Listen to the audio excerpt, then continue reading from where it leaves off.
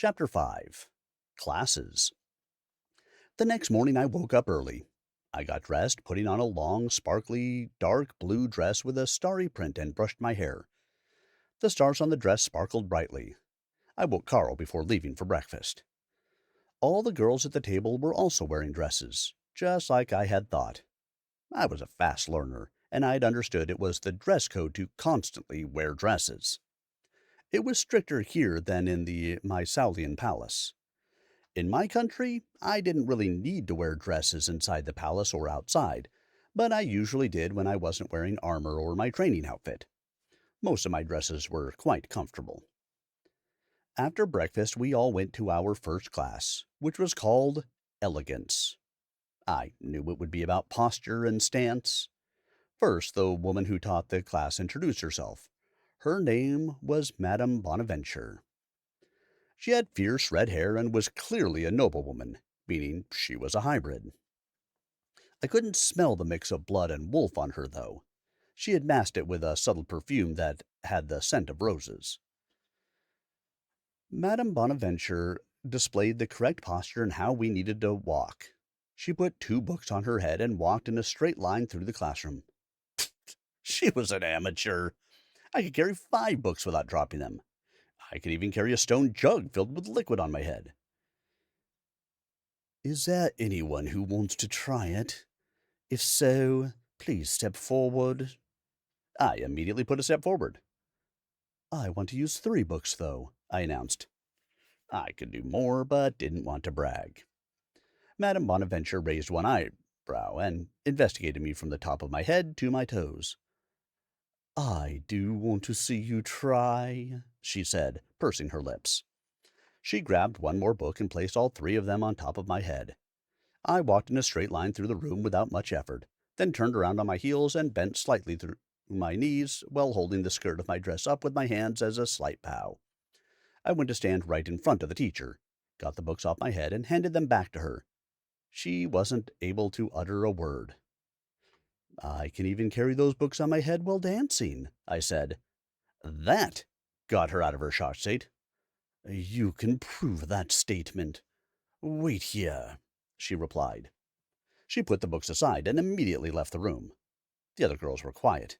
They were still surprised and just stared at me. I was kind of used to people staring at me and admiring me, so I didn't really mind. Nor did I feel uncomfortable. I didn't care about it. I just pretended the girls weren't even there. Madame Bonaventure returned swiftly, and Sabine entered the classroom right behind her. Miss Perrault, I understand you bragged about being able to carry 3 books on your head while dancing.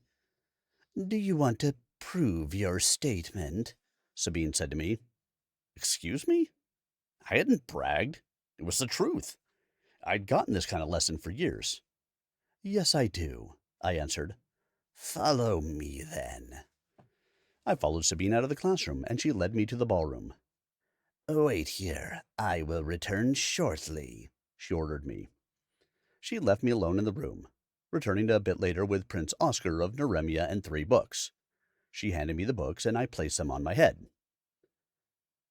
You're able to dance, right? Oscar asked me for confirmation. I know the standard dance done at the beginning of a ball, I replied. My Salia didn't hold that many balls, but I had learned the dance since I would eventually do so. I wasn't aware dancing was a part of the hunter training in Mysalia. He was right about that. I had learned it during my training and education as a crown princess. It isn't, but I thought it would be handy to know that dance, so I had requested to learn it after I passed the hunter tests, I lied. Oscar was still a bit suspicious, but he accepted that answer. He went to stand in front of me and offered his right hand with the palm upwards to me, which was a sign he asked me to dance with him. I placed my right hand over his, accepting the offer. Then he put his other arm around my waist, and I put my left hand on his shoulder. You can put this music on, Sabine, he said. Of course, she immediately obeyed. She placed the needle over the record, and the gramophone began blaring out the tune. We danced over the whole length of the dance floor until the song stopped. It didn't surprise me that he could dance so well. He had learned to dance at a young age as well. He released me and took the books off my head. Sabine immediately rushed towards him to retrieve them. I could tell they were both a bit surprised and impressed, even though they tried not to show anything. I wasn't bragging, it was the truth. I don't really need the elegance lessons. Apparently not. But maybe you can do something else during elegance. Come with me, Oscar said.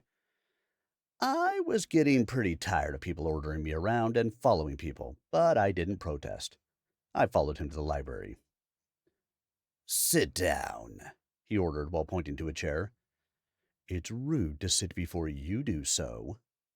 I hadn't meant it in a disrespectful way. I just needed explicit confirmation. But he was annoyed by my reply. I know, but I asked you to. So, I sat down on the chair he had pointed at. I'll see what books I can find about the history of Neremia, he muttered, and started walking towards the shelves. Or you can just ask me what I know, I suggested. He turned around to face me and folded his arms before his chest. What can you tell me about the history of Neremia? Neremia wasn't a country yet when the Great Darkness arose. The countries now known as Neremia and Paudesia were originally one country.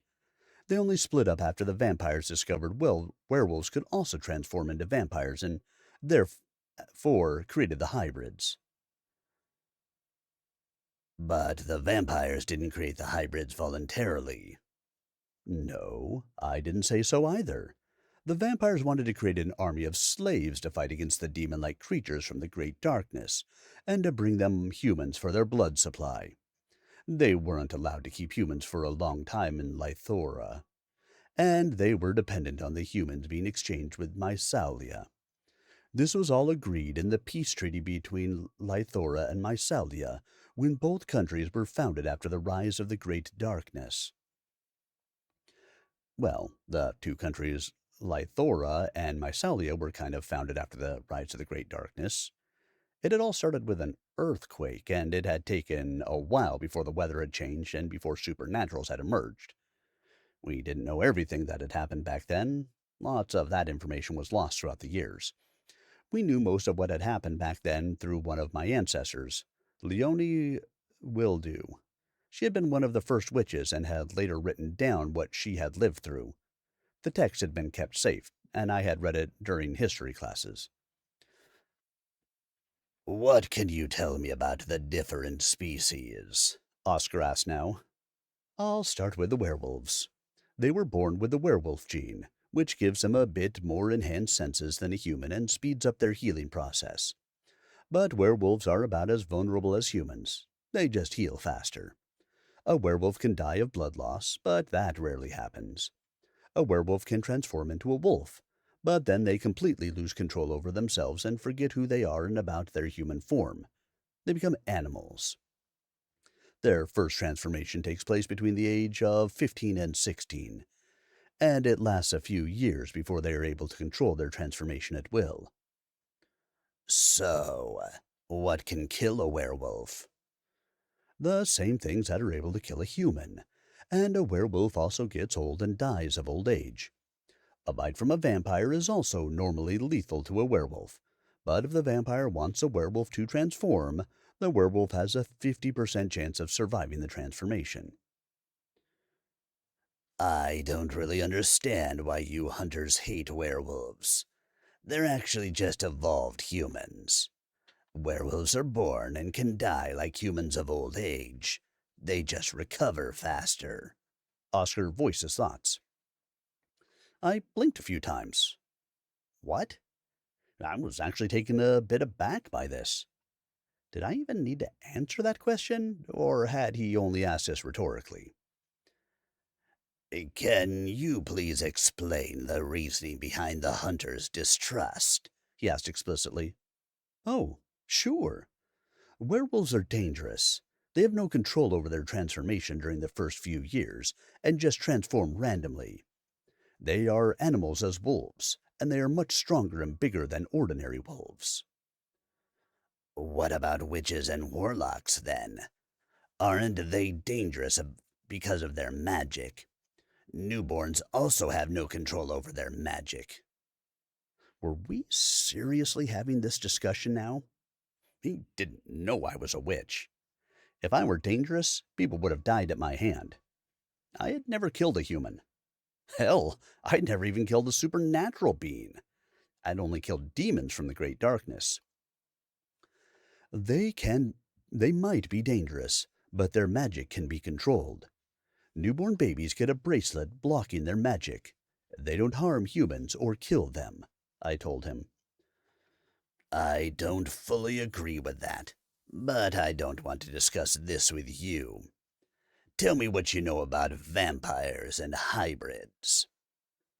Vampires are created.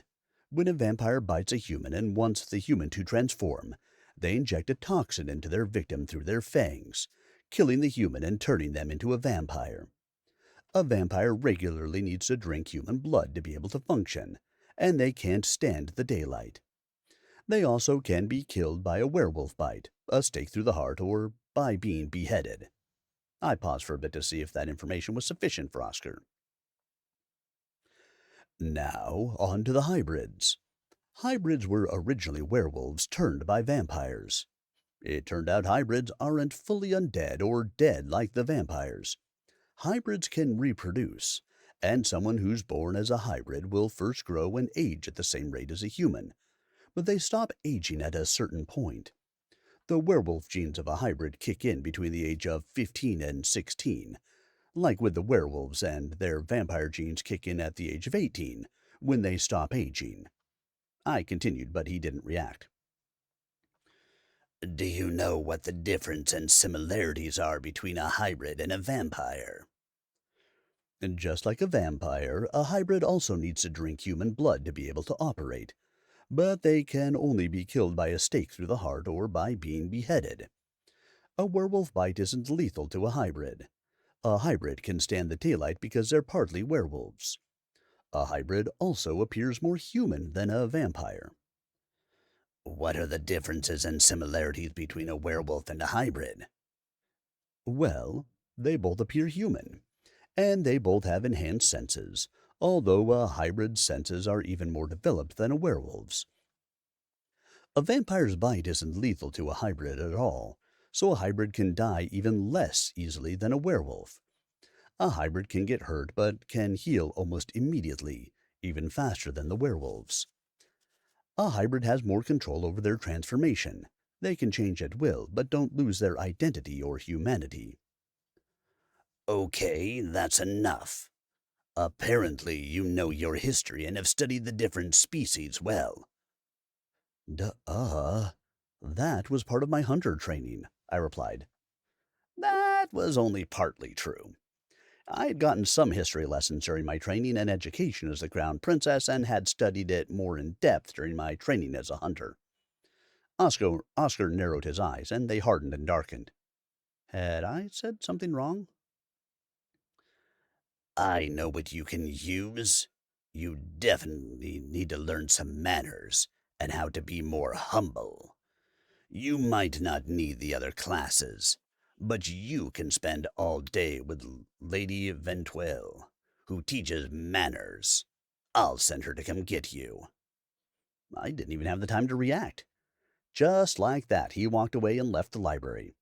Just like that, he left me all alone.